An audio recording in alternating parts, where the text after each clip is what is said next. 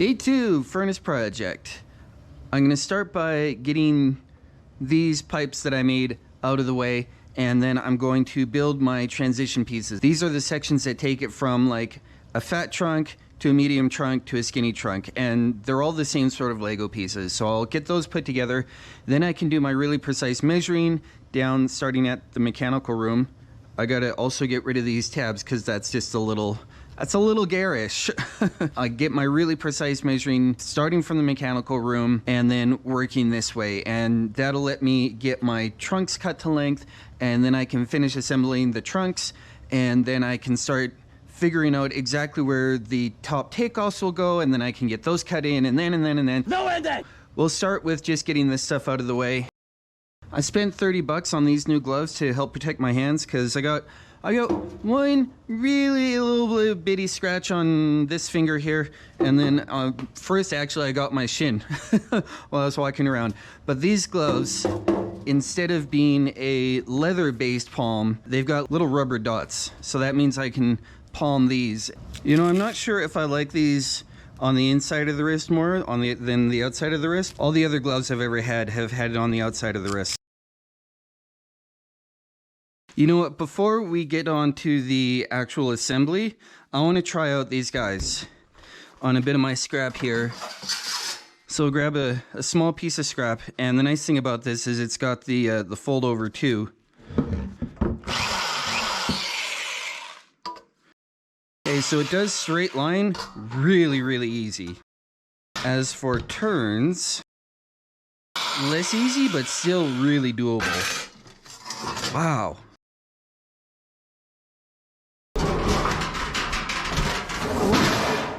And that's why I wanted to move all the pipe first.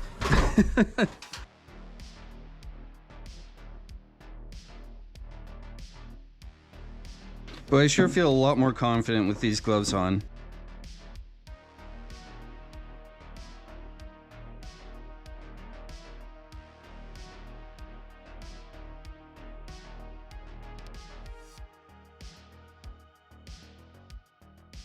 I have to correct them about this 18 to 16 reducer. They gave me the wrong one.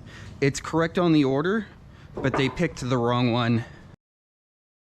The next bit that I need to do for these is fold the ends over so that I have the actual curves to get the drive cleats on. And boy, I wish I had better terminology for this, but I largely don't care. Now this one is ready to be installed.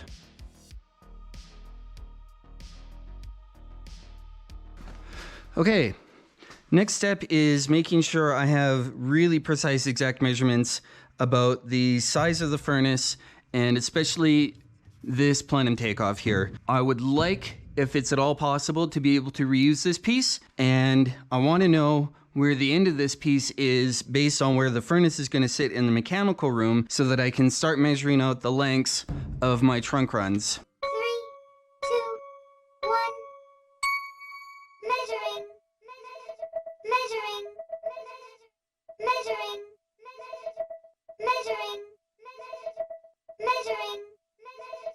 I have lined up my laser with where the back of the furnace will be, and that will let me transfer up to the ceiling where the back of the furnace will be, and that's the point I can measure off of for my plenum takeoff to find how far out that is. Once I figure out how far out that is from the mechanical room, I can measure between the end of the plenum takeoff to the stairs, and that will define how long this trunk needs to be, as long as I take into account the transition down to the next size of duct.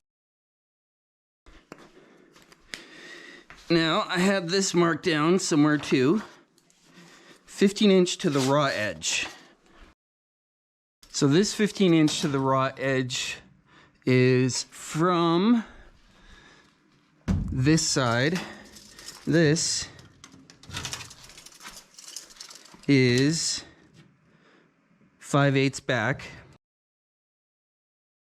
The length of the PTO, the plenum takeoff, is 15 inches, but I want to come back 5/8 of an inch here before I start that. Now this first transition will be my big one. I want to have as much head height as I can to my stairs here. They're right on the other side of this wall. And my ductwork, my stairs are on the other side of this wall. And I want to maintain as much head height between the ductwork and the stairs as possible. I also want to make sure that it's not super duper difficult to frame around and be dealing with funny angles as I come through this transition area. So I want to put my transition in right in behind where this wall will come through. And to do that, I'll grab my level, place it along this wall so I can trace out where that falls here, and that will be the end of where this transition sits, and then 12 inches back will determine the length that I want for this trunk run. I'm going to put one screw in here so I have something to hook my tape onto to get this measurement. If I'm really super concerned, I can put a little piece of tape over it when I'm done. And I just realized I don't want to put this right on the line. I want to put it so the edge of the head of the screw is on the line.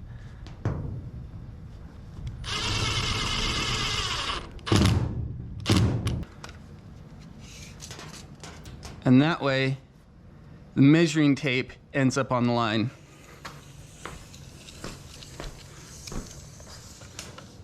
Now I come down here and I'm at 134 3/4. So I come back 1 inch and then I come down 13 feet and I can mark the end of 13 feet and then come back by 1 inch. I've set up my laser here again because I can't do the same sort of put a screw in and measure down trick because I've got a goofy little droop down here, and like that is enough of an angle to change the length of the measurement, especially when you're working with metal and materials that don't stretch. So I've got my laser set up here. That means I can put something heavy on the floor here and measure that way the distance that I need. There's an overlap here that I have to keep in mind. So I have to measure 13 feet that way and then take off 1 inch for this overlap. That'll get me the end of the next width of ductwork before the transition. I'll use my stick in a box to represent something heavy. And then I can mark 13 feet here. I had to get my laser set up again at this 13-foot mark so that I could transfer. Actually, I'm not even going to transfer onto the ductwork because I can't measure off of the ductwork. I have to transfer out this way in the room to continue measuring out that way because I've got a furnace in the way here. So by aligning the laser that goes this way exactly with this steel beam, I can say that I'm gonna be pretty darn square to the house. That means that the laser coming this way is exactly square to the laser coming this way. So if I've got my laser this way at my 13-foot mark on the floor, I can come out to, let's go to this side over here and mark my 13 feet, and then I'm making sure to measure back 1 inch so that I have the starting point of the transition, and then I can continue on that way with the ductwork.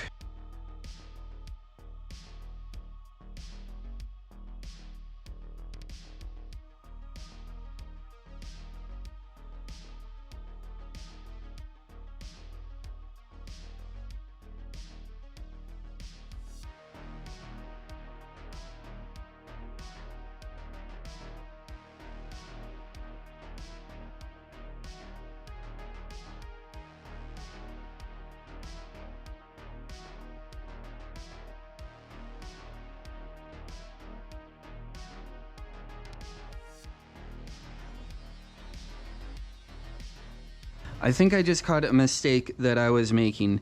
I've been measuring all of my overlaps to be 1 full inch, which is the width of your cleats. But when I was looking at what I've got for this amount of overlap here, that's only 3/4 of an inch. And I can't fit a full 1 inch of S-cleat over here. You can see it sticks out by 1/4 inch here because of this button tab. So I have just realized that now, and I get to recut this piece.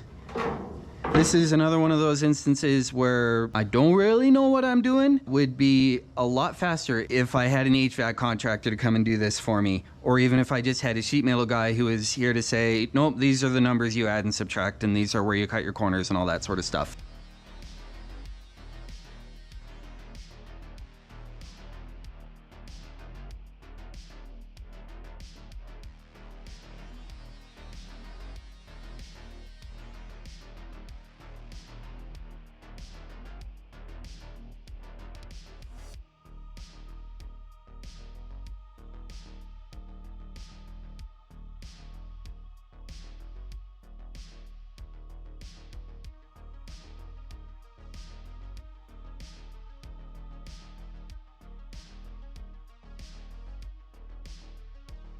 I'm using my laser as just a plumb line right now. I put where the two lines cross right up at my mark here, and then where that hits the floor, that's a plumb line.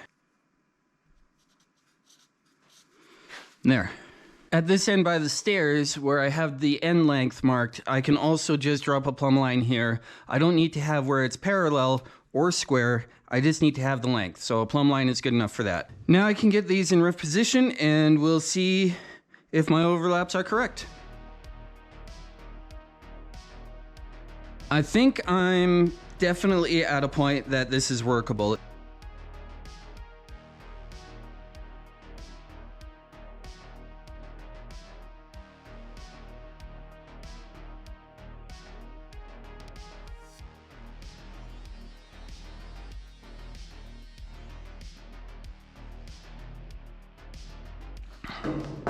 This seems like one of those sort of jobs that, because of how stupidly priced it is, most house flippers won't do.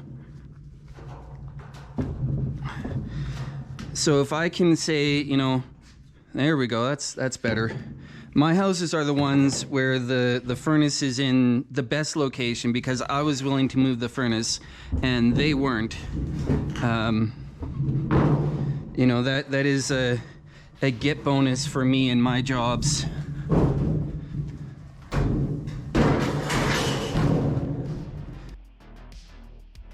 Oh, I forgot to run the screwdriver. Let's do that first.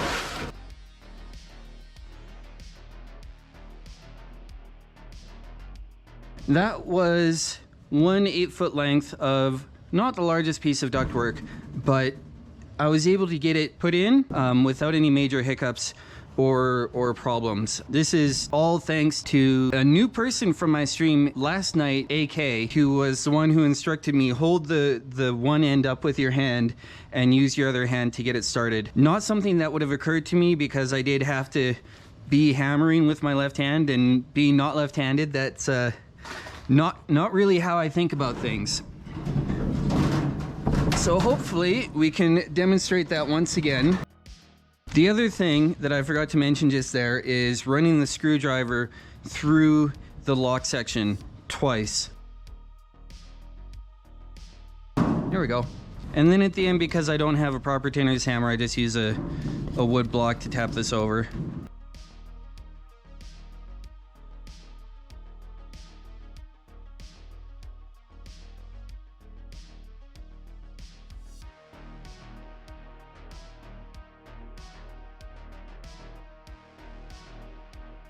So much struggle from yesterday just avoided today.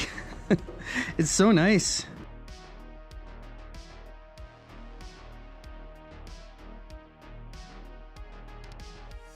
Well, that's a 4-inch takeoff, but it doesn't want to fit in the 4-inch pipe very easily.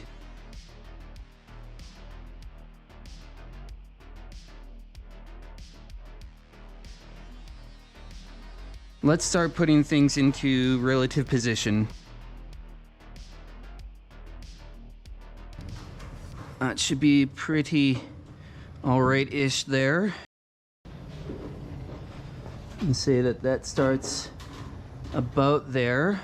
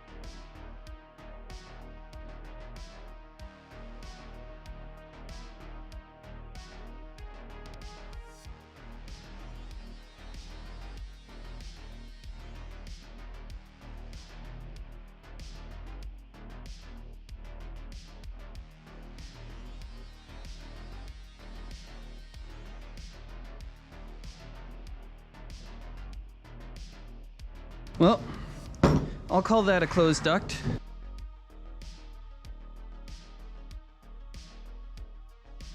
So that is the last piece of ductwork that I can make right now. I finally have all of the main trunk sections assembled that I actually have. The suppliers gave me one of the wrong transitions, and I double checked on the bill of materials, and yeah, they had the right one on the bill of materials, but just the wrong one ended up in my boxes. So that's okay. I was planning on going back on Monday anyway, so I'll just bring this back and be like, look, this one wasn't even on my list and I didn't get the one that was, so let's fix that. But in the meantime, I've got everything as built as I can make it, and it's time to start cutting in for the top takeoffs. I've got a general plan of mostly where should things end up. So for example, I know that I want one heat vent in the ceiling here, probably centered-ish around the window area, so it's going to come in this floor joist space, so that means it needs to be down about there. One of the really nice things about these floor joist space is that if I'm off by an inch or two, or even like 4 inches for most of these vents, that's not going to be a problem. So the really fussy stuff is done. It's just going to be a lot of back and forth, up and down stairs, figuring out where, based on the changes that I'm going to make upstairs, are going to make vents end up. Do I have them coming down and then I, put it into the ductwork that way? That's just busy work. It's not difficult work. What would be really smart would be to take the inside measurements of this thing and make a little template real quick like.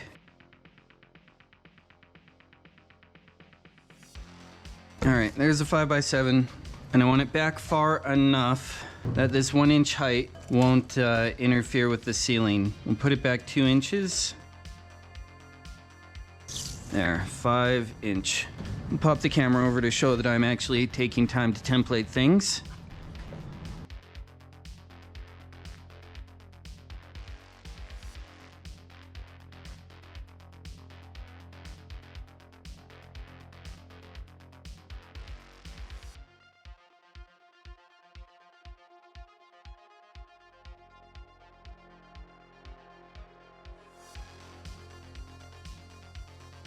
If I can get all of the boots cut upstairs, then when I go to take out everything, all of the existing ductwork, and replace it with this new stuff, I won't be having any of my rooms without heat for any real length of time at all. It'll just be, they'll be in slightly funny places for the layout that's up there, but they'll be perfect for the layout that's going to be up there. And that is a service that I do not think that I would get from any HVAC contractor.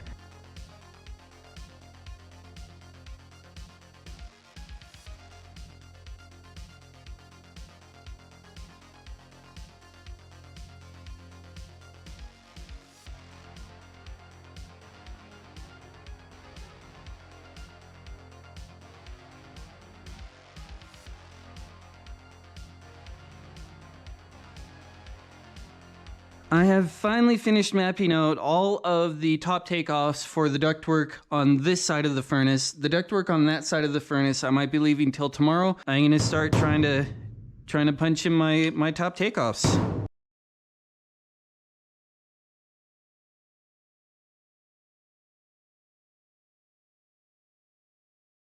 I don't know if any other brands of these double cuts have a shorter blade out the bottom. The length of this bottom blade makes it great for cutting straight, but makes it difficult to cut curves.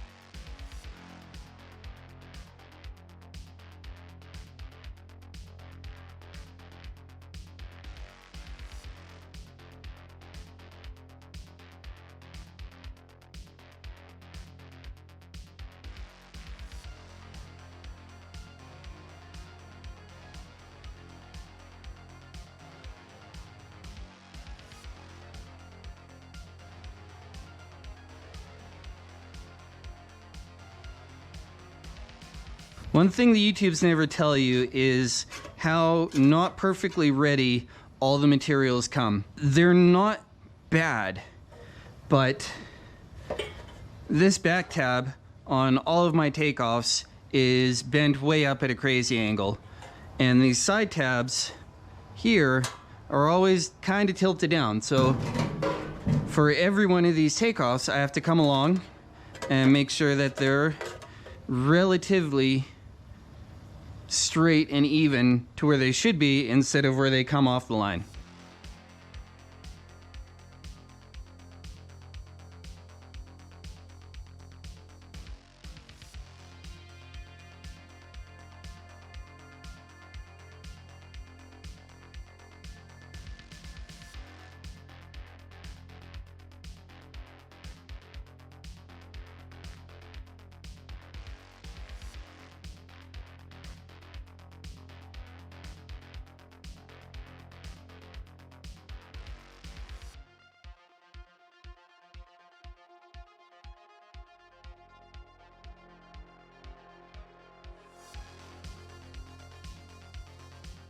There's the rest of the takeoffs to do on that side of the furnace that I'll try to tackle tomorrow. And that should hopefully go faster, but we'll see.